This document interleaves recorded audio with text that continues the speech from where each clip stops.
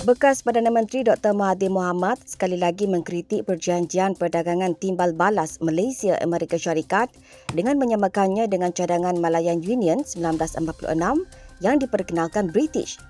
Sebelum ini, Mahathir mendakwa perjanjian perdagangan yang dimeterai pada 26 Oktober itu tidak berperlembagaan kerana bercanggah beberapa peruntukan Perlembagaan Persekutuan berkaitan hak orang Melayu dan Bumi Putera serta kedudukan Raja-Raja Melayu dan Kerajaan Negeri.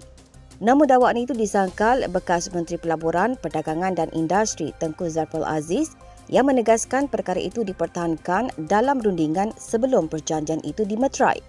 Mahathir sebelum ini turut mempersoalkan Memorandum Persefahaman Kerjasama Pertahanan antara Malaysia dan Amerika Syarikat, malah curiga ia berkait dengan ART dimeterai pada sidang kemuncak ASEAN 2025 di Ibu Negara sebelum ini.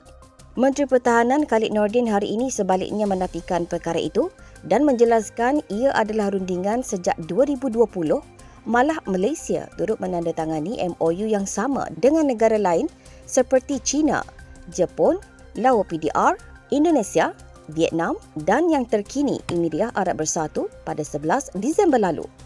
Zian Aimah Muhammad Yusof, FMT.